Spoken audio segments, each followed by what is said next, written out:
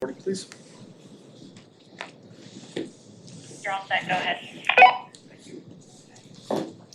All right, I am going to call to order the October meeting of Barnstable Municipal Water Supply Board.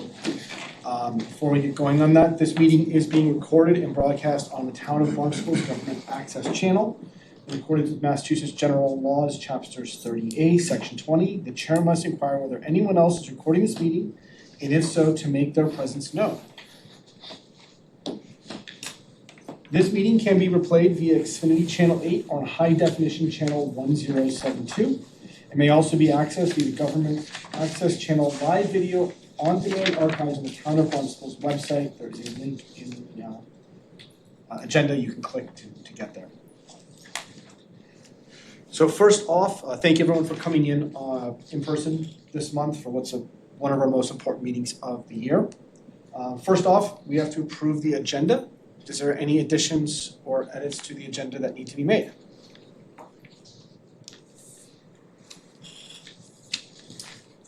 Not hearing any, is there a motion to approve the agenda? So move. Thank you, Carlos. Thank you. And we can all just raise our hands. We don't have to do roll call votes since we're in person. So all in favor? Aye. Any nays, abstentions? All right, approval of the minutes from the last meeting.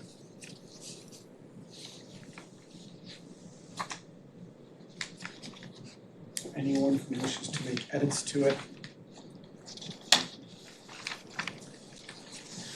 All right, is there a motion to approve the agenda? I move to approve Meeting minutes. the meeting. The minutes. The minutes of the previous meeting. My apologies. I'll second it. Thank you. All in favor? Aye. All right. Kevin, operations report. All right. Good evening, everyone. We'll jump right into it on Tuesday, the 2nd of September. We opened the day with an inspection and service repair located at 84 Winter Street. Roger Construction was on site to perform the repairs. RCI repaired 15 feet of the 1-inch poly pipe between the curb stop and the meter. They were inspected and approved to be backfilled, turned back on. The next stop on that day was 222 Fifth Avenue to replace an entire service from the corporation at the main to the house, including a new curb stop. Contractor for this job was Bordelati Construction, and after the inspection and approval to backfill, the water was restored to the customer's house. Saturday and Sunday. The 6th and 7th, Veolia on-call staff had a busy weekend on tap. Saturday, John was called in to deal with a report of a leak located at 116 Ridgewood Ave. It was discovered after a quick investigation the service was leaking between the curb box and the building. Due to the amount of water servicing, the service was shut off until the contractor could come to make repairs on Monday morning. Another leak report came in on Sunday, this time located at 155 Chase Street. The water leaking in the meter pit. The leak wasn't immediately repaired, but the homeowner was notified and repairs will be made on Monday also. September 10th, Veolia staff were out at 94 Stevens Street to inspect a cut and cap from an old existing service at that location. After inspection and approval, they were given the go-ahead to backfill. The next inspection was at 225 Fifth Ave for a new water service. Service was approved, also to be backfilled. The 15th, we had Mayor Well Services to begin pulling an inspection of Mayor Well 2. This is the first of 4 wells to be rehabbed this off-season as part of our deliverables. These rehabs typically take a couple of weeks as long as there are no surprises during the inspection of all the equipment and motor components. September 16th, it was all hands on deck for the Mayor treatment plant shutdown. The shutdown is necessary so we can complete a lot of planned maintenance from the summer and excess demand. The plant is shut down so we can take core samples from the green sand filters to ensure adequate operation of removal of iron and manganese deposits from the new raw water. On the 17th, the shutdown, after the green sand vessels were opened to collect the core samples, they're then sealed back up to the beginning, refilling the filters so we can take samples. We also have our contractor in cleaning and pressure washing the Mayor Treatment Plant clear well. This is one of 5 tanks that are our contract deliverables to complete. The contractor then moved to the Mayor Water Storage Tank and began cleaning the outer half of the inner and outer tank. The mission was to get all these done and cleaned so we could limit the amount of downtime, so we get things basically back up and going. Let's see. So we sample everything we touched. Once we get clean sample results back, the staff starts the adjustments to get things back up and producing water out of that plant again. September 22nd, Bortolotti was at 59 Airport Road to replace a service from the curb stop to the building. Repairs were completed and inspected. They were given the approval to backfill, and we could ultimately turn that service back on. A couple pictures on the other side to give you a sneak peek of the Mary Dunn tank, for those who haven't driven down the highway yet. Couple other pictures. Got Mary Dunn 1 well rehab started. So that's the second of the 4. Deliverables are going well. We finished our hydrant painting for the year. We knocked that out early. Meters and radio installments are going all according to plan so far. And the valve inspection exercise and AWWAs, they usually kind of tailor off this time of year anyway. But deliverables are in good shape. I think Hans brought it up, but collections are going really well. Our pumping seems to be right on par. And billed revenue, received revenues all seem to be finally back to where they should be. Sounds very good overall. With that rehab of Mar, you guys have basically a window to get that done when you don't have high demand, but before you have to shut down everything else. You gotta scramble to get all that done. It's a big shell game. Yeah. Just why we're building this, so we don't have to do that as much. That would be awesome. I mean, overall, it looks like a really great report. Does anyone else have questions, comments? And even to add the other nuance of having another tank down during, so it plays a big part in it, just not having that extra, 400,000 or 500,000 gallons of water sitting around, and if anything happens, which it did, we lost a hydrant on that Sunday night, and the pressure of the system dropped to 42 PSI. So it was touch and go for a little bit. So thankfully it came out the way it did. Good. All right. No one else has any other questions? Thank you very much. Thanks for coming in. No problem. Folks, have a nice night. Thank you. We'll see you over at Straight Wet. Yeah. Go ahead. Guess it's my turn. Yeah. So jumping right into our projects, I'm gonna try and keep things short and the ones that we haven't had any change on. First and foremost would be our new well exploration program, phase 4, being headed up by Mike 2 of our office. Still no change on this project. I know that some of our department was strategizing on this today, but short of that, everything kind of holds as is for the moment. Same thing with the pilot testing project for the Mary Dunn Airport wells, led by me. Right now, we're working on some report review with the Kleinfelder team on a separate project, and we're kind of trying to, between those 2 projects, nail down some commentary from upper DPW leadership that should help us finalize those 2 reports.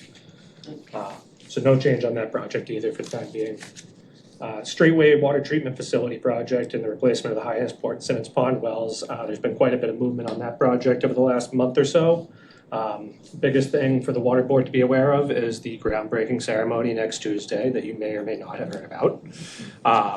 We're excited to be presenting to you guys kind of, here's the layout of everything that you've been watching and approving and kind of giving your opinion on for the last couple months. And we're excited to get everything started construction-wise. So as of this month, the construction team is starting to mobilize. They've got their surveyors out on site right now. And by the time that you guys are out on site next week, we'll have a big pile of dirt for you, a tent, and some goodies for lunchtime treats provided by the Kleinfelder and the DOC teams.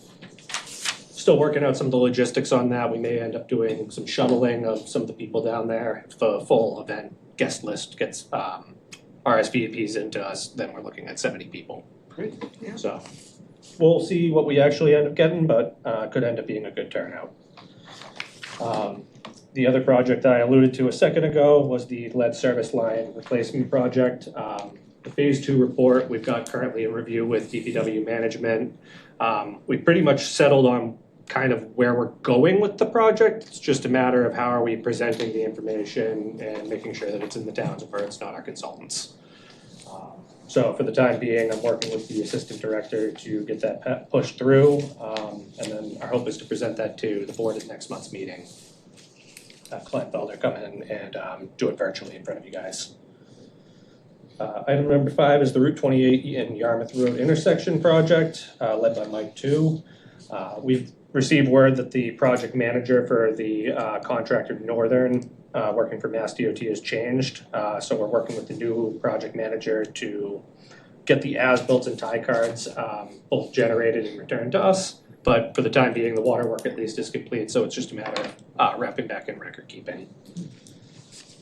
Item number 6 is the Route 28 East Sewer Expansion Project and the water main extension. Water work is also complete on that project as well. We've been working through substantial completion and have accepted what the contractor has done for site work. So now it's a matter of getting a balancing change order passed from their office to DPW. We'll get that approved or comment on it accordingly, and then we'll be closed out with the contractor once that's settled up. Item number 7 for the Ocean Street Water Main Project. We're still waiting on some submittals regarding the splash pad, so there's no change in that project for the time being. And then item number 8 is Tyler's. Good evening, members of the board. Mary Dunn, after much wait, will be in the home stretch. So RTU cabinet, the piece of equipment we've been waiting on, I talked to the project manager today, has a ship date at the end of the month. It's gonna go for testing by the end of the week, and then ship the end of next week. A few days for delivery, and then the electrical contractors and the programming contractor to kind of incorporate it into the system have about 2 weeks worth of work to get that going. I asked for a startup date. He refused. He was hesitant to give one, but you know the site is wrapped up. It looks pretty clean. The driveway has its final pavement. The fence is up. The fence is operational. The security systems will be finalized shortly now that we have internet to the building. And the generator is up and running and pump is installed and initially tested, and it will go through another test once the communication equipment's installed. So we've started the punch list with the engineer, and that kind of signifies that, hey, we're approaching the end of this project. It's just these last few pieces that need to be addressed. Maybe a Christmas present for the water board? Yeah, that's my hope, is a Christmas present for the water board. But no, it's seen, after an initial delay to the project and missing the summer deadline, I think we are getting there. Good. Any questions from the board about Mary Dunn? Happy it's getting done. Perfect, thank you. All right, then on to item number 9, we have the Mary Dunn water main replacement, which is more of a redundancy project for the 16-inch main. We've signed on with our contractor, C. Naughton Corporation. We've held pre-construction meetings with their team, Veolia, as well as local emergency responders. We're targeting right now with C. Naughton to mobilize out to site by about early to mid-November to begin work on laying the new transmission main. And I'm sure there will be plenty of communication going out to the various town offices, kind of warning about traffic and stuff as we get ready to start work on a very busy corridor in town. That being said, we're looking forward to getting this in place and kind of giving ourselves a belt and suspenders approach to delivering water to downtown. be happy to answer any questions about any of the projects up to this point. I realized I kind of worked through that quickly. Alright. So item number 10 is the Mary Dunn Tank number 1 rehabilitation project. We are quickly approaching the end of this. I'm happy to report, especially since we weren't supposed to be wrapped up with this until mid-November. Veolia actually went out yesterday and today and took their 2 samples for both bacteria and then just 1 sample for volatile organic compounds, VOCs. Assuming both those tests come back with good results on later on this week, we should be able to reactivate the tank. And then the only bit of closeout work at this point is just the installation of a new vent pipe at the top of the tank roof, which is currently being fabricated and should be delivered to the site by early to mid-December. They're anticipating that'll be about a 1-day mobilization to come out and square that away. And then just a little bit of follow-up testing after that's complete as well. Awesome.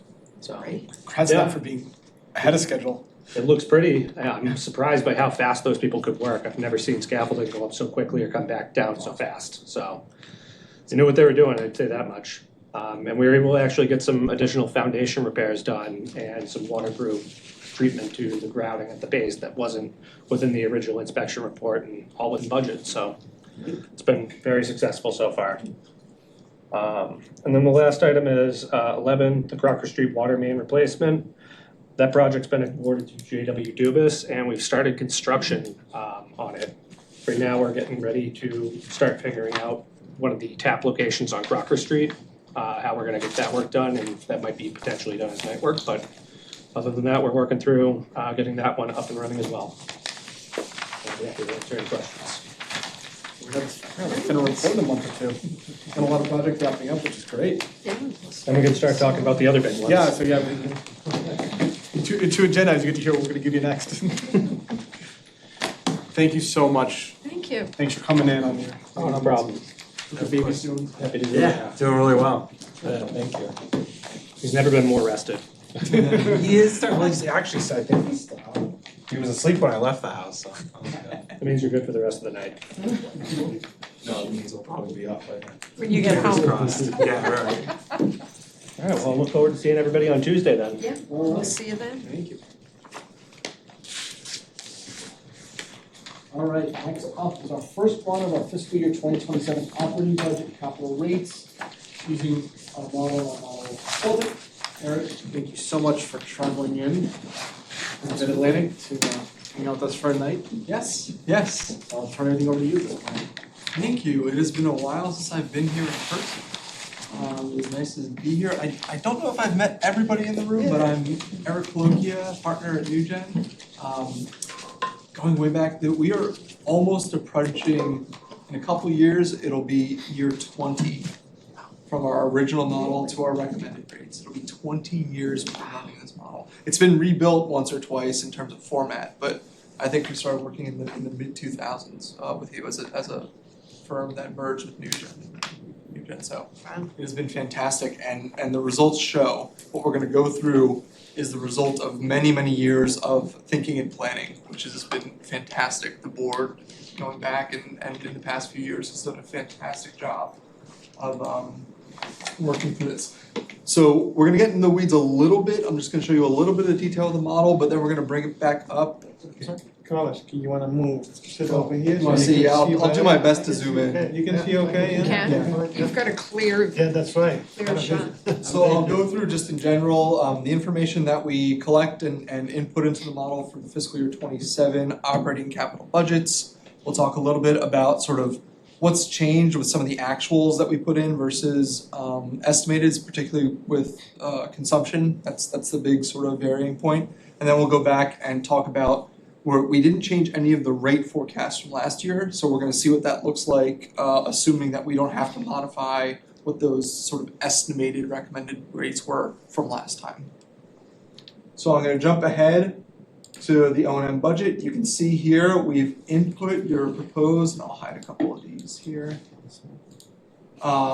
This goes way back. We've input the proposed fiscal year 27 budget. The big number change is right here.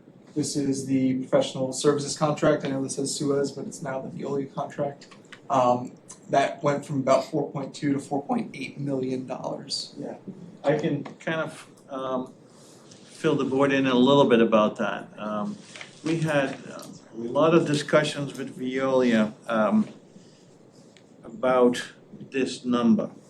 Because normally it's about $250,000 more every year. That's about 3% roughly. This time it's way more than that. And the reason for that is the new straight rate treatment plant.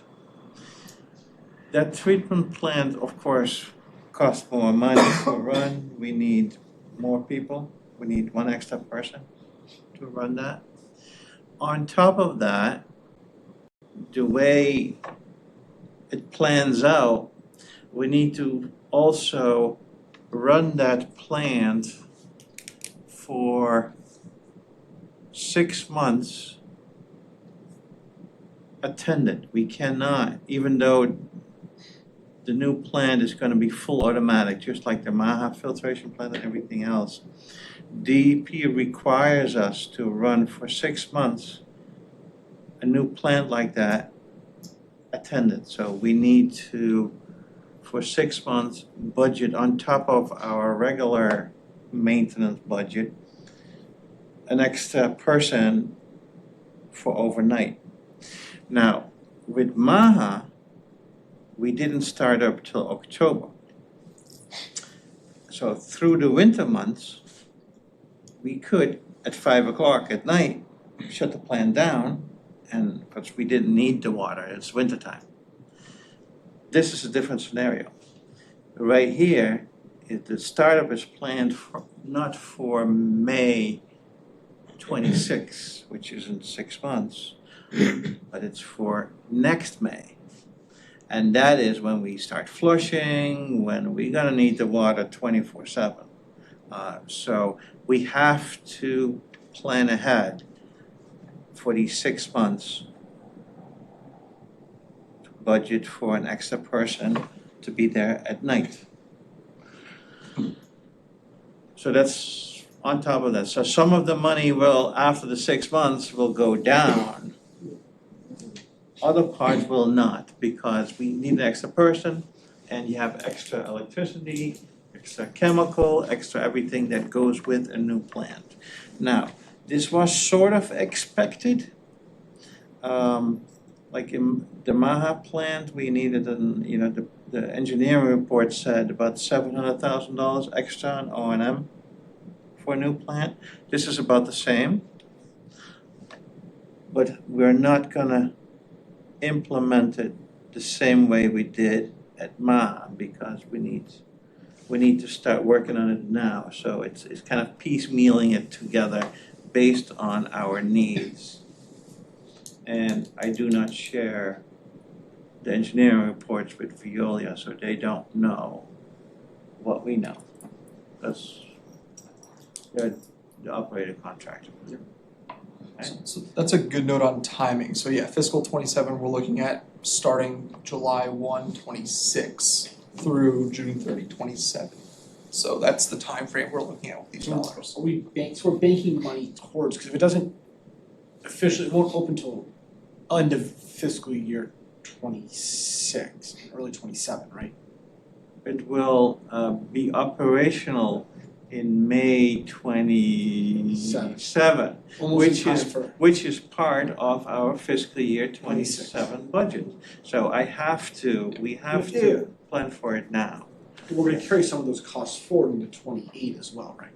Oh, yeah, yes, Is that just, yes. So we bump it up by like the 3 or 4% per year to anticipate some of that, but you're right. We're looking ahead to next fiscal year to start getting your rates up to include that contract.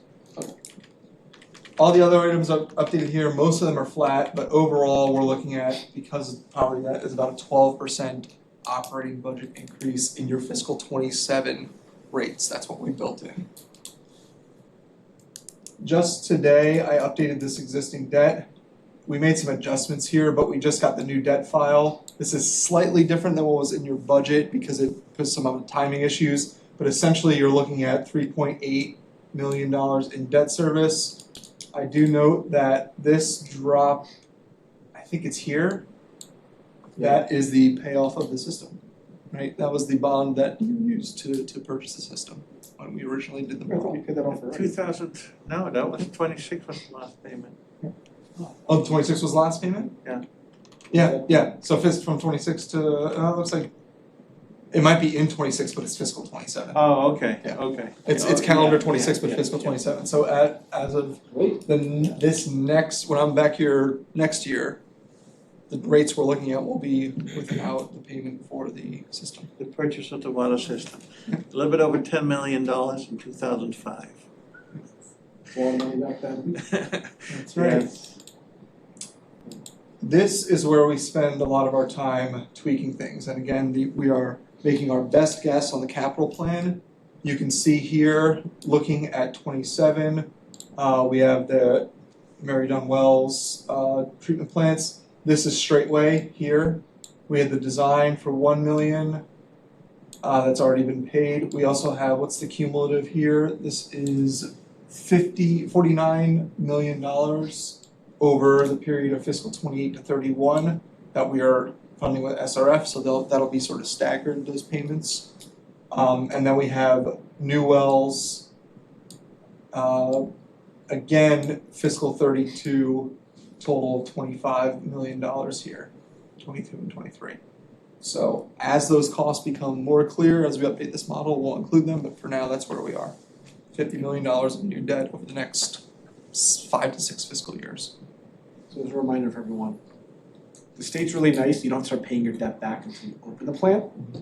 So Hans will keep just some rebar sticking out of one corner, and they'll never be open. They'll never have to start paying the debt off. There you go, yeah. Always have one window kind of boarded up, you know. I would have to review this a little bit, the lead service line inventory replacement plan development. Mhm. Do you have the $2 million in there for the 27? We do not. Yeah, you do. Two- What- That's oh, no, Mary, that's the airport Mary Dunn. So, I still gotta review this might change a little bit. You want 2 million in here? Yeah, I asked for that. So we'll discuss that a little bit more as we get in. Yeah. We're having to put a little bit of cart before the horse here. Yeah. We haven't officially do the report yet, but we need to factor those numbers in our budgeting plan. This is a balance of timing and when you have information and when you want to include it into the model. So this is the first review, this is not final. This will change a little bit, but this is sort of the process we're working through. The next thing I'll skip, these are just calculating future debt. The next big thing that we update is customer usage information. You can see in this model, it goes back to fiscal year 2003. That was the original data in the model. Some of it's high level, then we get some more detail. So we have updated your actual fiscal year 25, so that's the year that ended earlier this year, fiscal year. And we're about even in terms of the total amount of water that you sold fiscal year 24 to fiscal year 25. That is close. It is almost exactly 0.2% off. It's amazing how steady that is. It looks steady, but what I want to show you is this. So this is the chart going back again to fiscal 2003, and you can see the variation here. This is your total water sold. It jumped up. We had this period here, and we talked about this while we updated the model from about 2020 to 2022, where you were selling a lot of water. That's COVID, right? Yes. COVID. We had a couple And a droughts in there as well. And a drought. In a drought, you were selling a lot of water, much more than historical. In the Right. past 2 years, you've fallen back to right about that 100 million units, and you've stayed there. And you see we're forecasting a slight increase because of some of the development here, and we can talk about what that looks like. But you're essentially staying at that long-term historical amount, just over 100 million units. When we were modeling cash flow at 112 million units, things looked really, really good, right? We were selling tons of water, but we've come down off of that, so this model is sort of right-sized for that historical amount. But I like this chart because it goes back so far, and you can kind of see there's a slight downward trend to this, but not really. It's overall pretty flat. And that's a combination of system growth, but per capita, people are using less and less water. So even your new development, you're not getting a one-to-one addition, right? You might add some units, but people are using less, so you're about even. It'll be interesting to see with water conservation restrictions going forward if we will see us drop below that or if we can kind of hold steady at that despite increasing demand, from new development and such. So the last thing I'm gonna show is the dashboard where we have a few other key assumptions. So we've updated operating budget, we've estimated capital, and we've updated customer information. On the dashboard, we make a couple assumptions. I'm gonna go all the way over here. So here is the PFAS settlement and the transfer from your rate stabilization funds from Vineyard Wind. That's what these two numbers represent. You can see in fiscal year 26, we've included 900,000 from Vineyard Wind. That's decreasing 876 down to 5, but it is recurring. So we are including those revenues in this forecast model. You're gonna get about 800,000 next year, down to about 500,000 per year in a few years. That was based, I believe, on the fact that they were gonna start paying tax on that land and that gets taken out from this. It's that deal with the net difference of their tax liability and yeah, all of that. That's your portion of it. This right here is based on some of the math that Hans and I just went through, the remaining amount of payments from the PFAS settlement from both 3M and DuPont. DuPont has already paid you, so there's no more DuPont money. This is the remaining 3M money that you expect this fiscal year. Timing of that is still unknown, but the amount is generally, it's about $1 million that you're going to get additional from them. And that's net of the fees. How much we end up getting for DuPont in the end? The total settlement monies gross was about 6.6. And we get about 70% from that, 30% goes to the lawyers that fought for us. So we got about 4.5. 4 million. I'm sorry, has 30% goes where?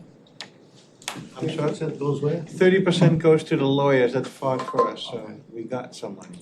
Are we pass this money to the consumer? I'm Are sorry? we pass this money to the consumer on a bill? Give us some credit. Because some people had some PFAS in the blood, so. That's a discussion to be had. Okay. Didn't we factor that into the budget last year somewhere already in terms of keeping rates down? Yes. Yes, your So rates they're are, increasing, okay, got it. Yeah, your rates are certainly lower because of it, yes. Yeah, we basically said, okay, we'll take this money and I think, Apply it, and applied it, kind of. and I know some stuff has shifted from where we were last year, but the idea is to use that money where it would reduce our debt borrowing on the highest interest debt as well. Okay. So, but the idea is, functionally, it's basically we're using the money to help pay down or pay for straightway specifically. I'm thinking about the media, knowing that that money coming to us and Yeah, it's a very, very valid point on the media, but I think bad just, publicity and things like that, so. I think it's one of those things you have to say, look, we've already factored this money in to keep rates from going up even further. As much as it'd be nice if we could cut people checks back, We could do that and then just say, all right, but your rates are gonna go up to like 6 or 7% this year. That's the, Everyone benefits. So again, those are key assumptions impacting the cash flow model. You can see before I go up to the charts here, this is the 4.25% increase that was adopted this fiscal year. This model has 4.5% in 27, which is what we're talking about for this update. 4.5% the year after, and then we increase it from that to 4.75 to 5%. And then we have this ratcheting up by 25 basis points each year. So there's sort of a ramping up over time, but we're starting with next fiscal year at 4.5% overall rate increase. This chart here shows a red line. That red line, if I can zoom in just a little bit, there you go, is your target months of total expenses that you want in reserve as free cash at the end of the year. So that red line is kind of where the target. The blue line is the result of this cash flow model. You can see in fiscal year 2020, and this is based on your books, you were at about 1 month. You had 1 month of costs in reserve at the end of 2020. And you can see if you go back to these rate increases, 9, 7, 8, 7. You were doing, 7 to 9% rate increases, and you were holding 1 month in reserve.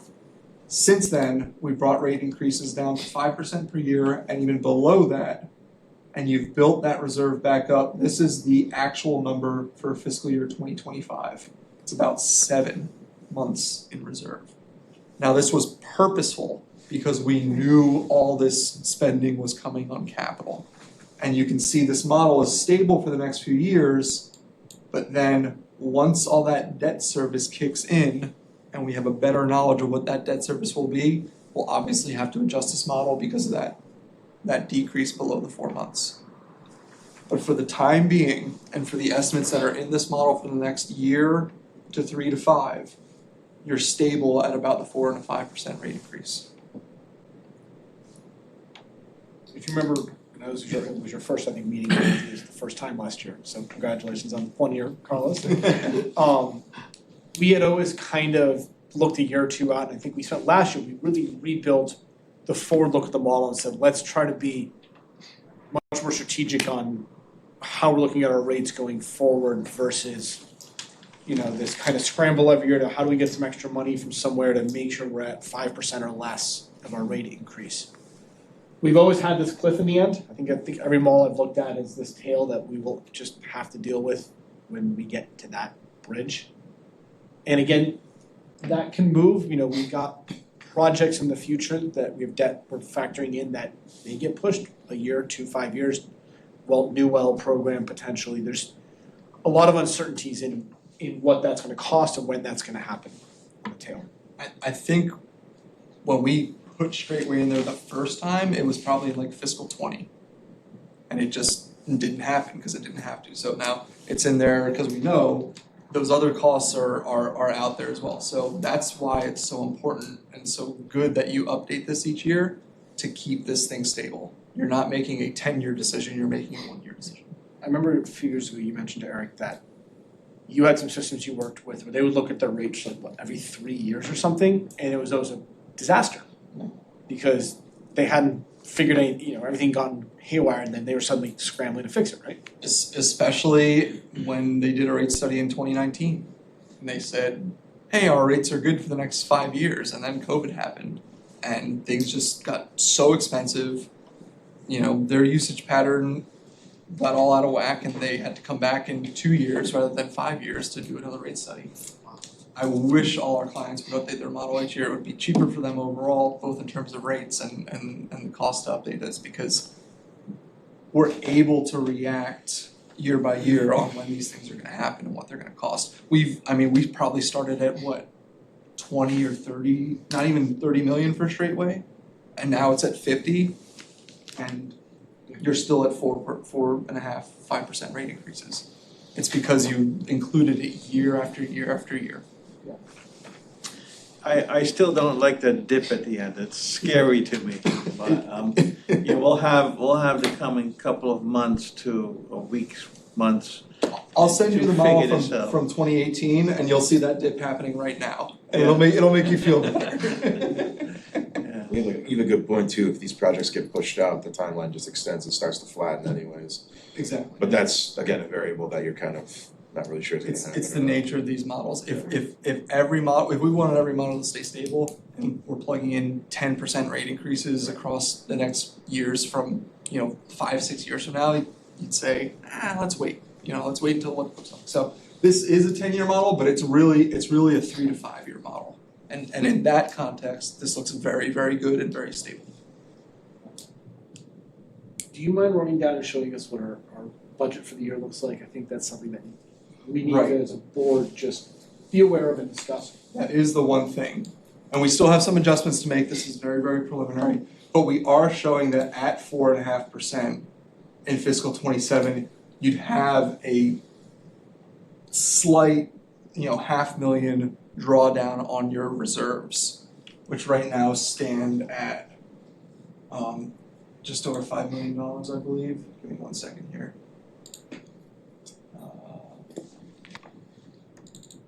Your fund balance right now stands at about $6 million. And we're anticipating that it's going to grow in '26, but then it would be drawn down to about $6.4 million. So technically that 4.5 rate increase is not maintaining cash flow, but it's a timing issue of when these things happen and when the rates happen. Now, what if you can you play with this for a minute? Mhm. What about if for fiscal year '27, you go to a 5% increase instead of 4.5? What does that do with cash flow, and what does it do with the tail end, the dips? It really doesn't have much impact on attachment. For about 0.5%, you see that's about 550, and now you're at about 500. So ballpark, it's 0.5% is about $50,000, which $10 million of revenue is ballpark.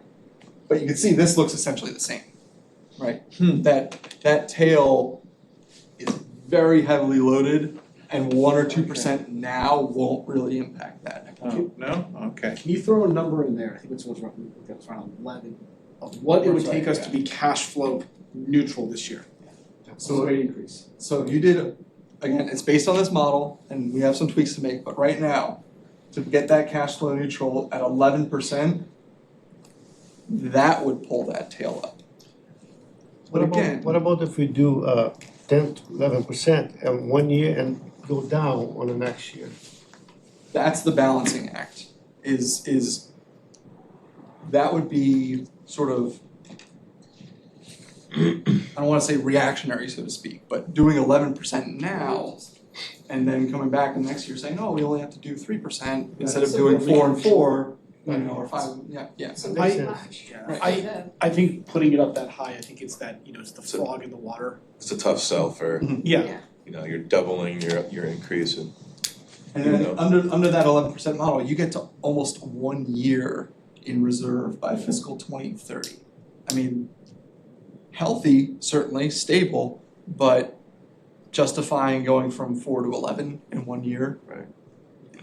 But, and again, we also have these reserves, I personally believe we have these reserves in place for something like this so that we can, as we've got these choppy cash flow things and choppy expenses going on, that we can.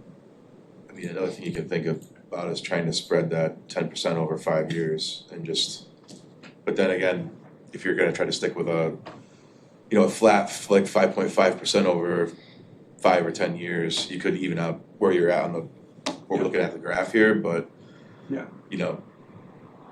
I guess what you're trying to do to the customer, you're either trying to say like, we're gonna do the increase now and try to even out this 10% over 5 years or 10 years, or So if you did that 5.5 each year, Yeah. it smooths it out a little bit, but you're right, it's a timing issue. Right. So again, I like this better. right, and this is what it has looked like. certainly an for- easier sell than 10% in 1 year For than, many years. yeah. Um, But that's no guarantee either, like cost of everything goes up. And then the other part too is we need, senior management of the town support about this too. Right. And they look at not only the water department, they look at the sewer department, they look at solid waste. So a lot of the customers are using all 3 departments' services.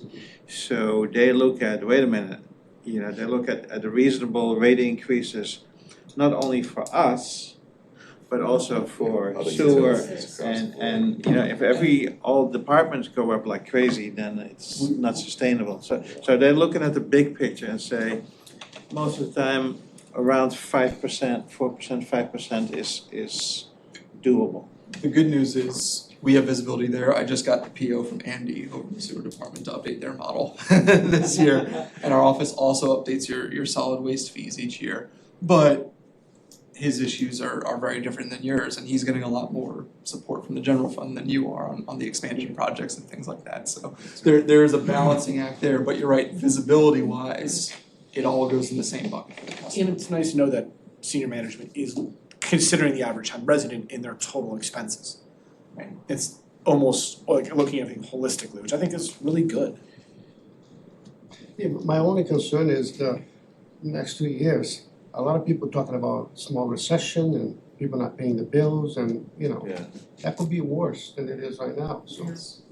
Pumping could be down, You're right, you know, pumping could be down. maybe we need to look at a little higher than 4.5 this year, maybe go to 5.5. I personally think 11 would be, I think we could get slaughtered for that. I would be interested to see the feedback on the average customer of like what a 5%. I mean, if it increases 4 to 5% every year, you're looking at 0.5% or 2% like over. So here is So I'd be curious if I feel like a lot of people may not even notice, because you're never gonna notice if it's, okay, it's increasing 5% this year. I'm never gonna look back and be like, oh, it was only 4.25 last year. You know, like I think the majority of the people are probably in that boat where it's just like, yeah, it's always gonna go up, but So this is your median customer here. yeah. In fiscal 25, or I'm gonna do the math here. Their bill changed this year by $640 per quarter. And if you did, I think we had it set at 5%, it would be $769 per quarter. Right. So you figure less than $3 a month. It's like an extra coffee at Starbucks. But then again, I'm not, by no means I'm saying like, let's just, increase everything and if it's only $7, I know that could be a lot or a little to some people, but Exactly. yeah, it's a nominal, in my mind, it's nominal over the course of time where it's like paying an extra $20 here and there. One other thing we could consider this year, because we talked about this a little bit, this is a kind of a double hit solution for things to an extent, is with the new water withdrawal permit requiring us to go into water conservation in the summer. Instead, and I'm telling this idea, I'm stealing his idea here.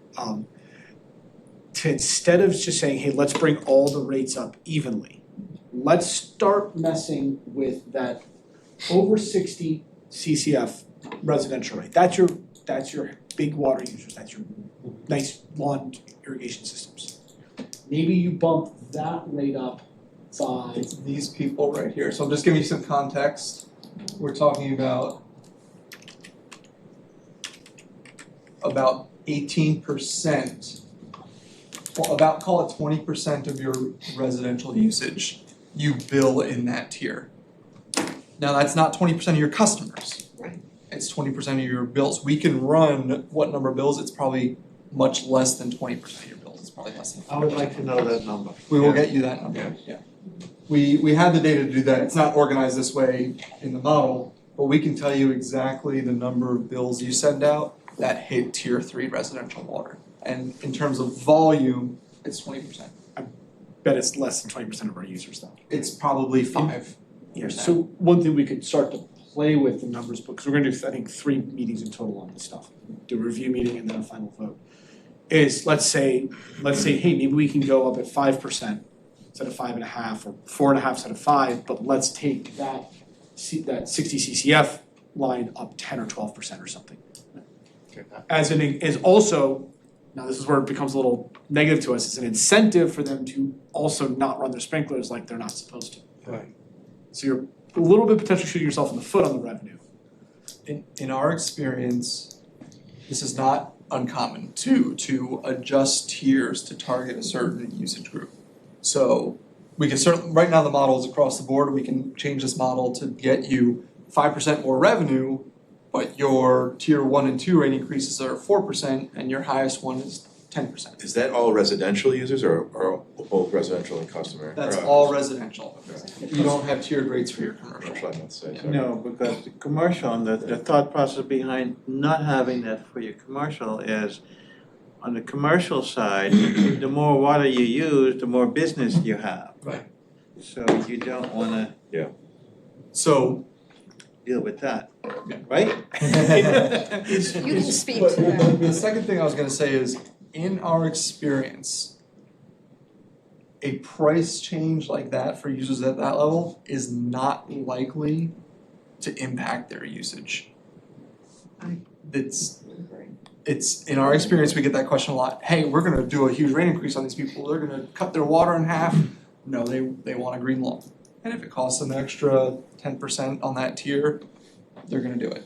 Well, what about if you do 15 or 20% for those guys? In our experience, we haven't found the amount that we can say with confidence will drastically change their demand. There's a lot of, inelasticity. Yeah, there's not a lot of elasticity there, but again, it depends more on things like drought and conservation and things like that. But if that water's available and there's not a perceived scarcity, that water's gonna be used in our experience. Has there ever been a conversation about primary residence versus secondary home? As far as rate structure? Using a residential exemption records from the town. No. It's a good question to ask though. It's a tough one, because it depends on who you're talking town, because the second homeowners, they don't use the services in the town, Right. or very little. But And they do get most of the time a good chunk of money taken out for the taxes. So it's equity, fairness. Although we require a lot of utility to require the demand of which the seasonal. yeah, we're building capacity for them. I think it's reversed for the water department specifically. Yeah, we're not paying for school system interviews, we're paying so that they can have water in the middle of the summer. Paying for peak. Yeah, they're the peak, they're causing the peak, so we're asking them to pay more because they're causing the peak. Technically, that's not true. Practically, yeah, you probably could sell that. Technically. Okay, what if you did it this way? Technically, it's not, because we built the water system, the wells, the storage, and the water main is for fire flow. That's true. That's the reality of it. That's why fire flow is 30 to 40% of our, Yeah, you're a system of your size, and because Yes. if you didn't have fire flow, you could build your system with 2-inch lines, right? No, you wouldn't even matter. Pretty much, It's yeah. fire flow is Yes. what it costs. But that's accounted for in your rates with those fees. but the argument is good. But also, this may be too granular, I don't know if they can do this. Maybe it's with that 60 CCF level, the top tier. I'd be curious to see how many of those are year-round residents versus summer residents. Does it matter? For June, July, August. Yeah. It really doesn't matter. You just want. But it's also a way to get to your solution without going at your solution directly. We have the bills, we have the data to support it. We can tell you what those bills are, and we can show you what that curve looks like on a monthly basis, at least for the last data set that we have. Again, there are simple adjustments you can make to the tier structure relative to increases. We've heard a lot of different discussions in our experience about how to target this, but it's tough because each one comes with that balance of more overall. Is there any data anywhere that could compare CCF usage for a property and how many bedrooms or is that property? So you could come up with some sort of national or whatever average to see if someone's outside the norm. There are proxies for that, like, and it's embedded in plumbing codes a lot of times for fixture counts and things like that about persons per household. And things Yeah, like that. actually, He's on a good path because actually, we have that, and it's already widely used. It's Yes. basically 65 gallons per day per capita. So if you have a family of 4, they should use, without using irrigation, Right. about 65 gallons per person, so 65 per day, 65 times 4. That's about what they should be using. And then that's more of Now- like an educational thing. Like get your bill down by doing a better job at your water usage. Yes, 60 but CCF is a lot of water. traditionally, stinky again. even if you have a person that does that, summer water use always goes up, somewhat versus winter water use. People just use more water in the summer. So But this- irrigation systems is about 75% more water use. 60 CCF is about 500 gallons per day over a 90-day period. So if you have, what'd you say, it's if you have 65 if you have 8 gallons. people in your household, then you're, yeah, but if you have 3. And then the hard thing it's really hard because you have people with a small irrigation system, just a couple of heads, 5 or 10 heads, and you have these huge lawns. that just they water every day, twice a day, whatever. It's, you know, I think it's actually a good idea to have a percentage increase on over the 60 CCF and do some sort of difference in the I like that in too. the actual yearly too. Yeah. If you're excessively using water, then just throw a tax on it, and then people will choose whether or not they want to still excessively use water. So as a next meeting discussion, we'll look at that data. You know, not for discussion, but you know, to make sure staff has it to look at it. But we will incorporate the ability to adjust those independently. Yeah. And then see the overall revenue impact if you did X on the low tiers and Y on the high tiers. Roll it all, what's the percent increase in revenue? I mean, it takes something off the top, but it probably won't be much, but I mean, Because That's something. the order of Yeah. magnitude is, Right, I mean, we right. can look at, I think we look at the dollars. but with the actual, you know, FY, like the increases over the years plus the added for that particular, you know, you're trimming some more off the top, so. So we can break it down here, so just ballpark, I know the rates are higher, so it's different, so this is your residential variable volume over that, which is 40%. So you're talking about just way ballpark here, it's 20% of your residential volume, it's probably less than 10% of your rate Yeah. revenue. Yeah. So if you double it, you know, You got there's an order of magnitude issue Right. there, yeah, so. yeah, 10% is 10% though. Yeah, no, yeah, you're right, there's definitely a targeted impact. I And mean, you're passing that 10% or that spreading out of that 10% to your customers who aren't using excessive water. Yeah. And then taxing the ones who are, so plus just a way to politi- keep it, yeah. you know, try to keep it down. Plus politically, I think it's a good idea Yeah. to, encourage conservation. yeah, encourage it. It's a sensible, economical way to encourage conservation. It's a carrot. Without harming the water system. I mean, there's tons of That's fine, technology too. now that you can put on sprinkler systems to limit water usage with weather and everything else. I mean, mine's hooked up to a weather station, so like it'll tell you, you know, how much you've watered in a week, how much less you watered in a week. So it's doable, people can do it, it's just a matter of putting effort into it. Encourage them by their wallet. Yeah.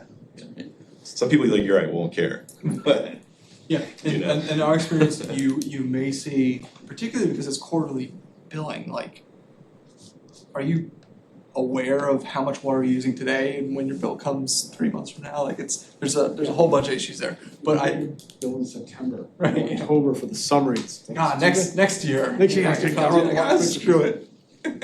Yeah, no, Yeah, but things are different now, because the new water withdrawal permit, we have mandatory, so we have to implement it. So you'll see the attitude and the messaging changing and having it more urgent. I mean, we're planning already to, you know, do the same thing in the spring in the sense of the messaging and the mandatory restrictions. We have A-frames we're gonna put all over town. And yeah, we're gonna be more serious about implementing this because we're required to. And the community wants. I mean, that might be an easy inroad to also pass along the fact that you're thinking about increasing, you know, the cost if it's over a certain amount of usage too.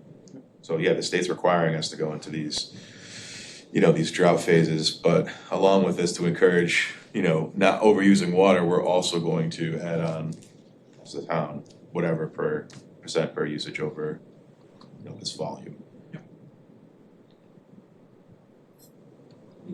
Kind of just kill two birds with one stone as far as the communication goes.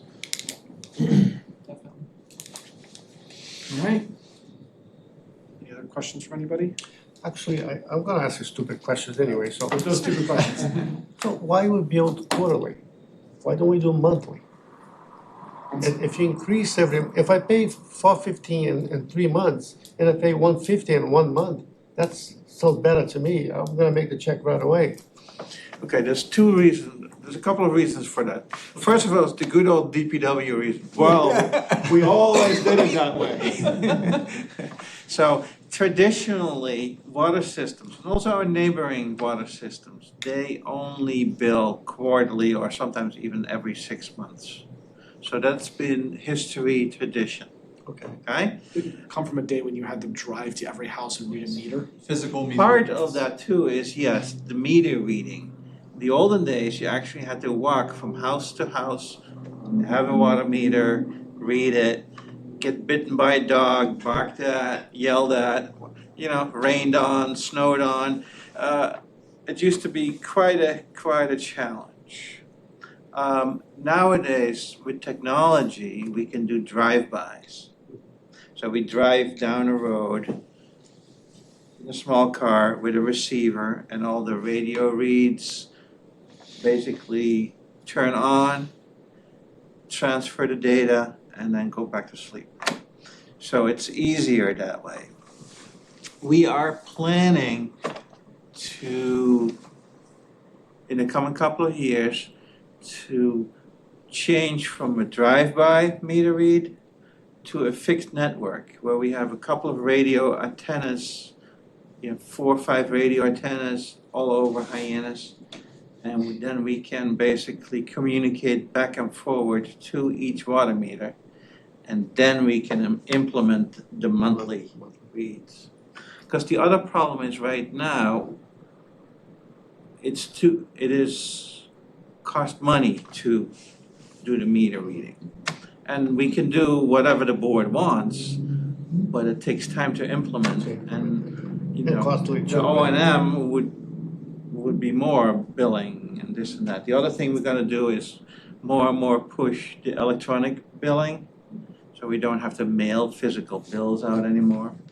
We're in that process, so probably within, hopefully 4 or 5 years, we'll be able to switch to monthly billing.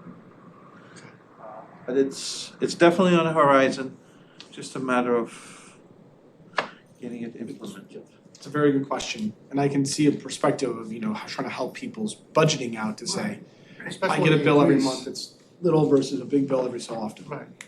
The other question also, I don't see, I don't know, I can see the budget, the fact that the reservoir that we have, is any secure money you saw 60 Minutes two weeks ago? About this town in Massachusetts was hacked by a Chinese hacker. Cybersecurity. So do we have any money for that, for our system on the budget? Just in case something happened to us? If you understand my question. No, I don't. Okay, so let's say somebody go around the reservoir and throw some poison in the water. Yeah. How can we deal with that? We have emergency management plans for that. And depends on what it is. A lot of that stuff is already in place. Everything is secure, locked up. We have locks on everything.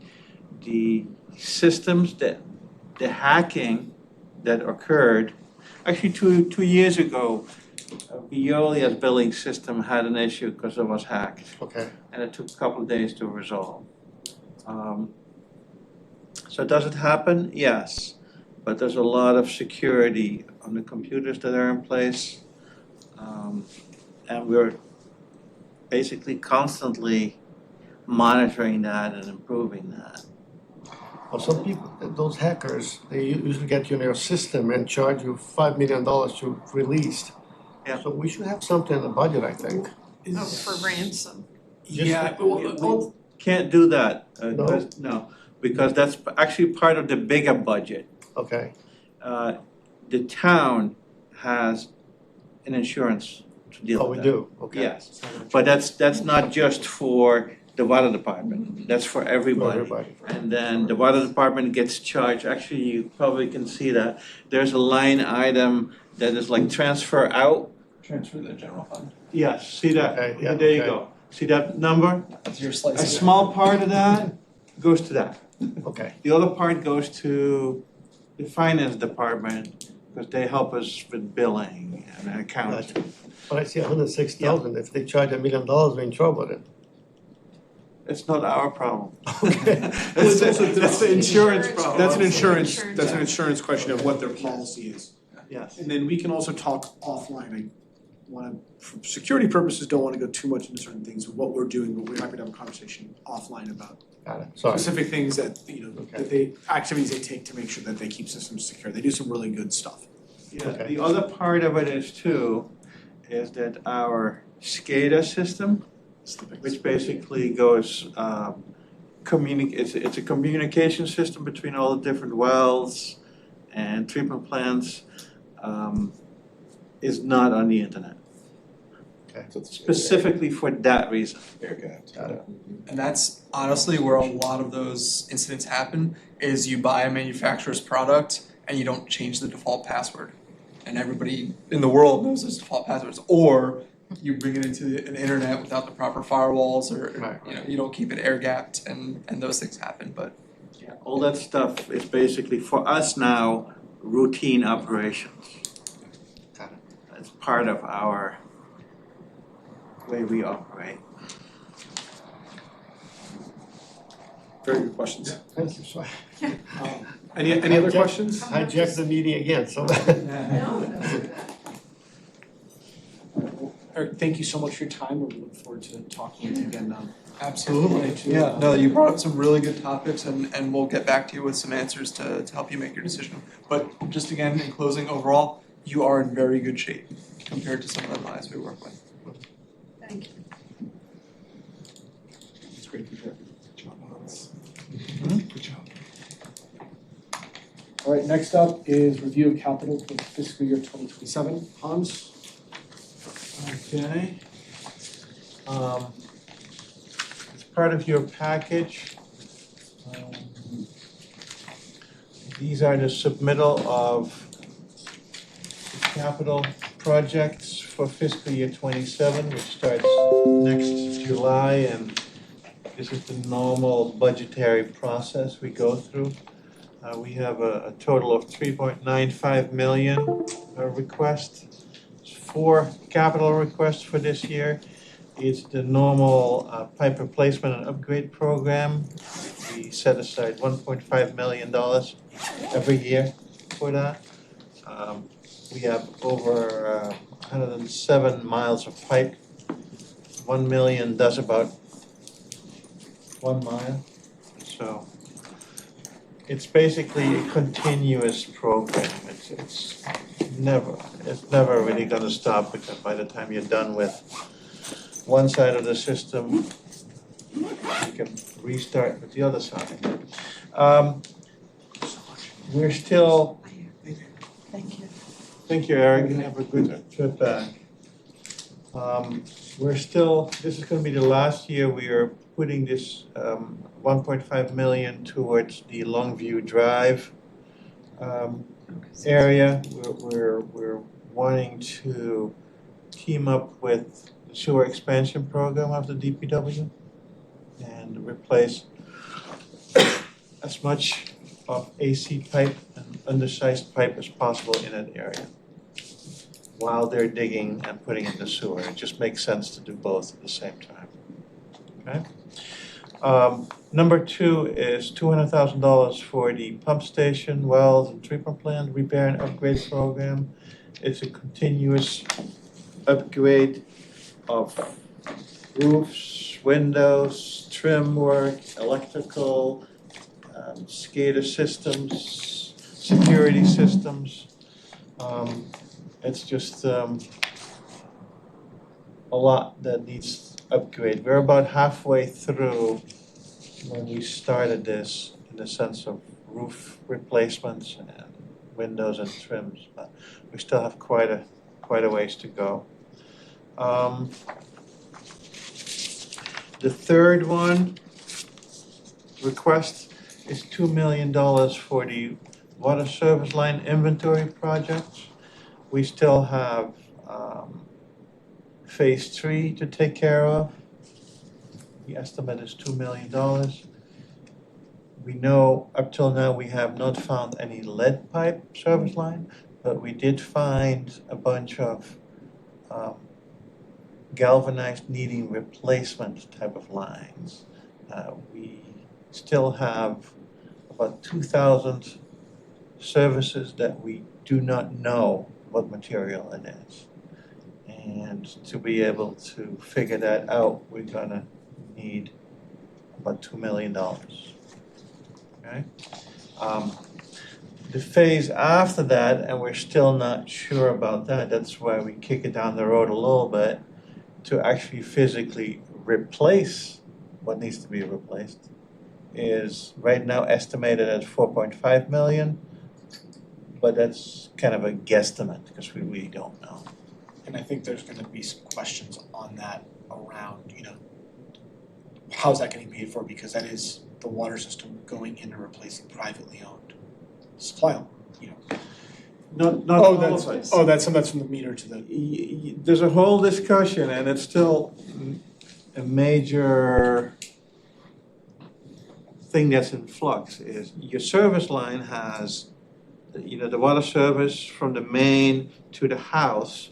There's a piece that's owned by the town to the property line, and there's a piece that's owned by the property owner that's from the property line into the house.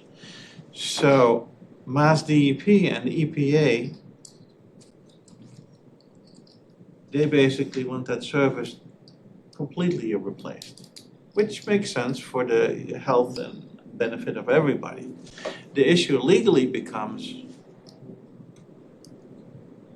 we are paying for the town-owned piece. Are we allowed to spend government money for private property, yes or no? And the easy answer up till now is no, we cannot. But then there's always the triggers in the details. There are grants available from EPA, the federal government, and the state government that encourage the towns or the water systems to replace the private piece too.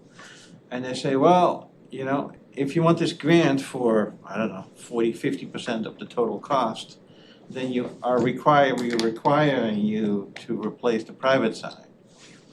So it's all in flux. Then, about 1 or 2 weeks ago, there was a whole issue with the federal government saying, oh, we're gonna shut this money down for lead service line to Massachusetts particular, and this and that. So there's a lot of drama going on about funding and not funding and pulling funding, and bottom line is, it's in flux. But it's an issue that's gonna be brought up, and hopefully when Kleinfelder, our consultant, will report to the board, they'll have some more newer, more updated information. So that's number 3. that was your appetizer for what we have to talk about next month. Yes. And then number 4 is the Hyannis Water System Master Plan update, $250,000. We have an existing master plan from 2007. By the time we're gonna get to it, it's gonna be 20 years old, and we really need to update that, okay? So it's gonna basically we'll be looking at census, what's the growth in Hyannis, how much water are we going to need in the coming 20, 30 years? Do we have enough? Do we need new wells? How many?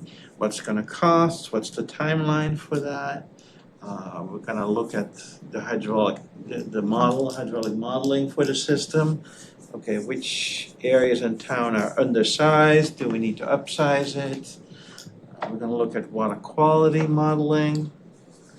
So it's gonna be like quite a process to do this. Who did what company did the one in Weston and 2007? Sampson. It was. Yeah. That is available, I believe, on the existing master plan is available on the website. On the website, yeah, that's right. Anyone out there listening, you can go review it yourself if you wish. So those are the asks for fiscal year 27. Thank you, Hans, for putting that together. Okay. Review of uncollectible accounts and liens, just a follow-up on that, Hans. Yes, It's basically in the tax assessor's office right now.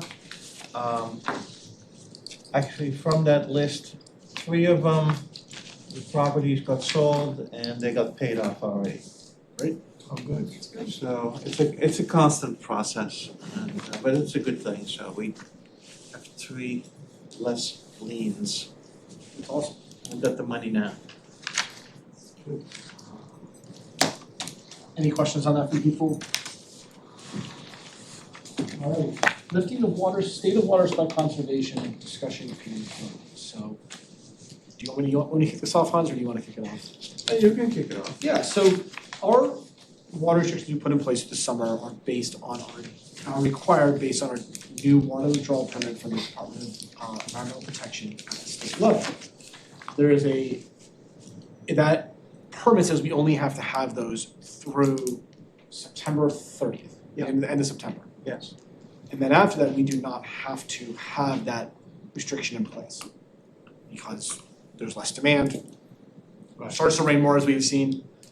It's cooler, So we can, I think we should, I'll say that, is that we should lift the actual state of water supply conservation and put in place, we have drafted up a termination, but still asking people to be, respectful of water usage. I know I hear a lot of air compressors going on right now in the neighborhoods, so people are blowing their sprinkler systems out, which we know is obviously a big user of water, so to me, this is a logical thing to do. But Hans, do you wanna add anything before we go for it? There's not much to add, everybody's getting ready for the winter. High water usage is down, there's no sense in keeping it. We're already getting a lot of rain now. And, in the spring, most likely we have to put it back in place. And then we'll just deal with it again. What I do need from the board is a vote so I can get this published and send notice to the Mass DEP, et cetera. So Okay, is there, that's for the termination. for this year, we'll reevaluate it as we're required to come this spring. Okay. So I'll motion to terminate the supply of water, the state of water supply conservation effective today. Is that okay? Second it. Thank you, Louise. All in favor? Aye? All right. And does that go into the water restrictions violation? This is a document that's provided to you to show you what policies and procedures in place when someone makes a complaint over violation of said water. That's something I think we can continue to work on through the winter and fine tune, Okay. so that. Yeah, this just is an idea, because there was a town council, there was a question about when we had water restrictions in place, Enforcement. yes, what do you do about it? And so I wrote this up as this is the procedure, Okay. and this is the procedure of how we deal with violations and assessment of fees. Okay. Or fines.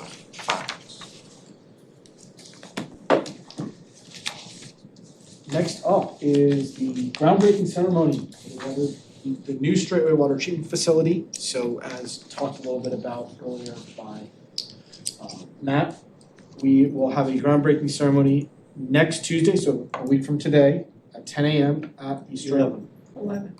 At 11, excuse me. You can show up at 10, it'll just be an hour early. I will be there.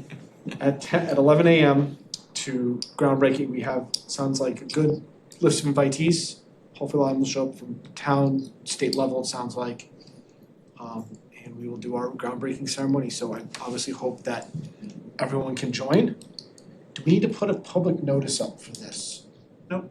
Okay, We don't need a public notice as such, but it's already, Advertised. it's already Okay. advertised. Kelly Calliope deals with all that stuff. Okay, great. I just wanted to make sure we weren't. It will be a nice event, there's gonna be a light lunch provided. Of course, if you have a sweet tooth, it's gonna be a nice cake. Awesome. And, yeah, it's gonna be just a nice event for a little while. Photo It's a ops. good way to kick off a major project for our system. Now, in regards to that, that area, has there been talk about any kind of management of the land there, or, I mean, Yes, I've been working with Barnstable Land Trust okay, to develop a couple of different things. Management plan for that area, but also for the Mary Dunn area and the Maha area. More importantly, for me to be able to sleep at night is a fire protection, wildland fires? wildfire. Wildfires, especially in Mary Dunn.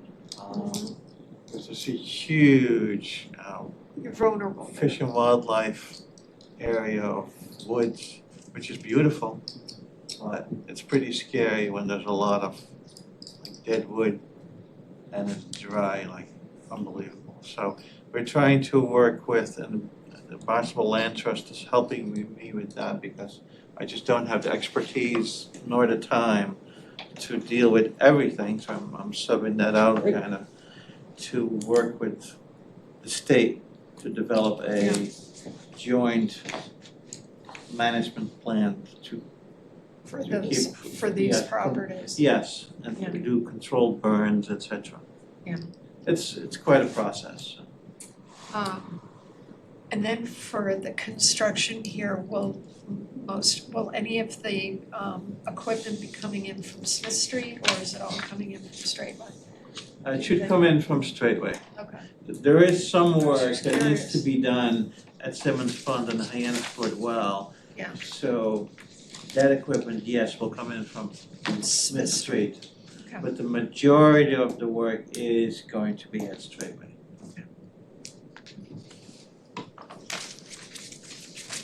I hope everyone can make that.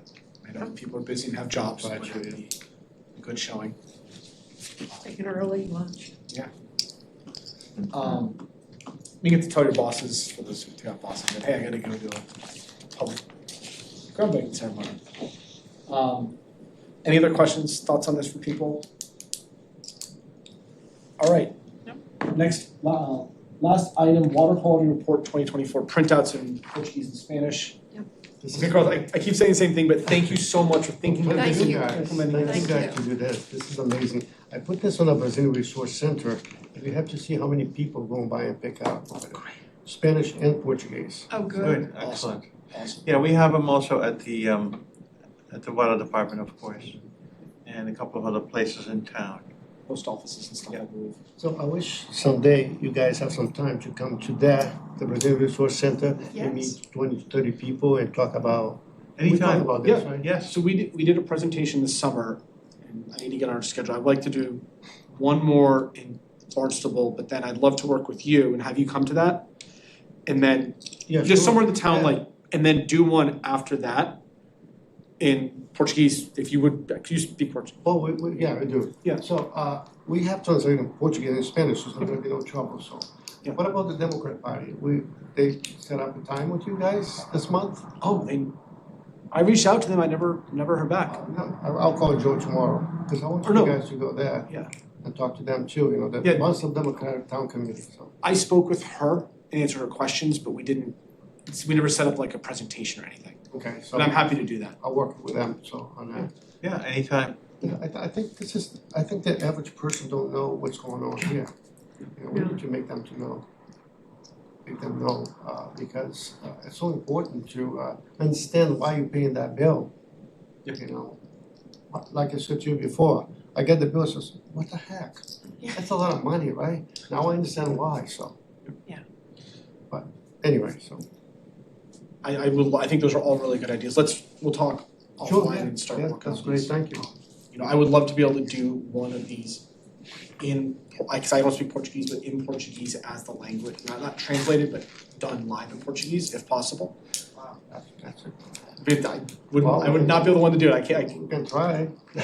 I'm gonna lean on you a lot with that one, but As you know, I used to take the police department, you know, town council to the church.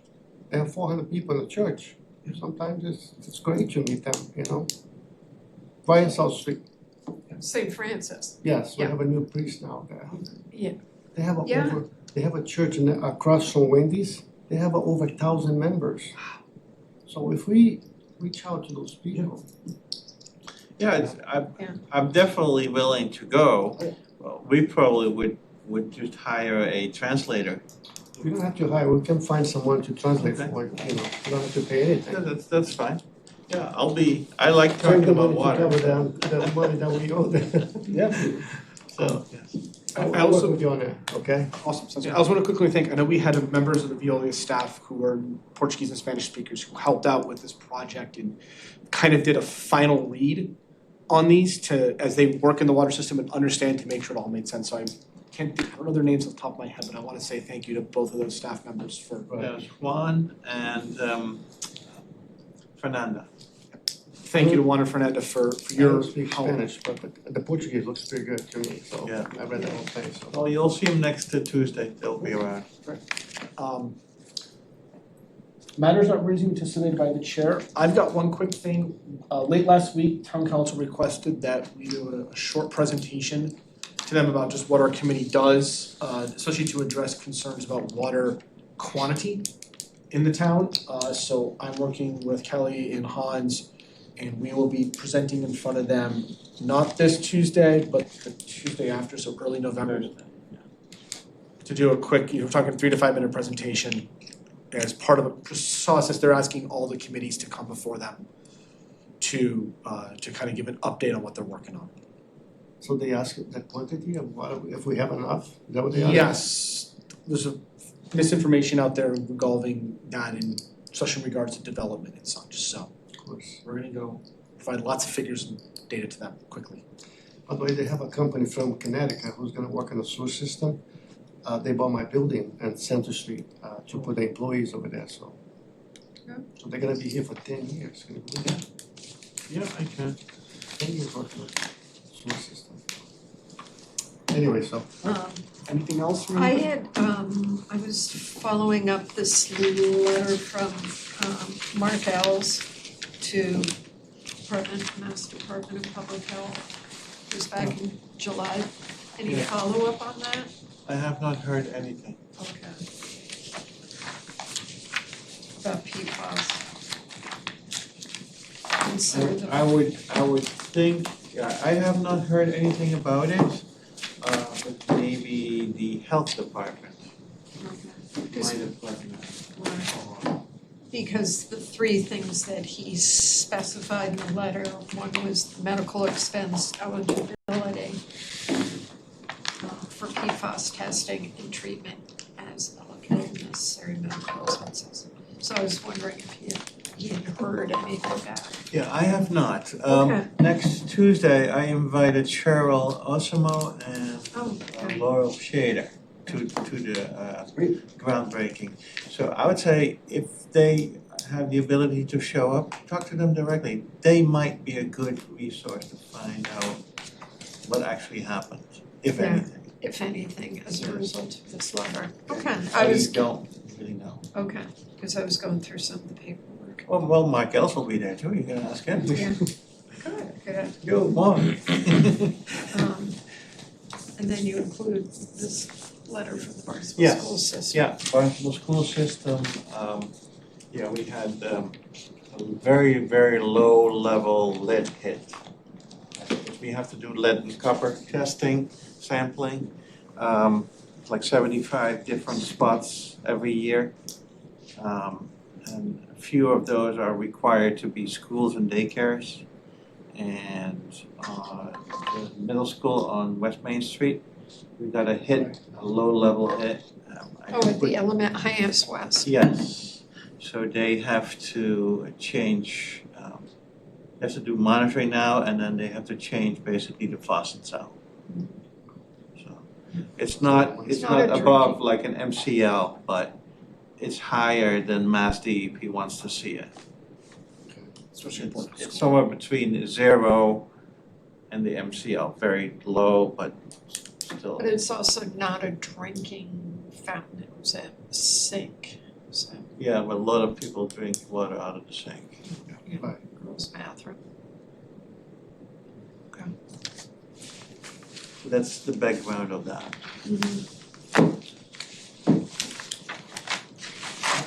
Any questions from anyone else? All motion to adjourn, is there a second? Yes, it is. Thank you, all in favor? Aye.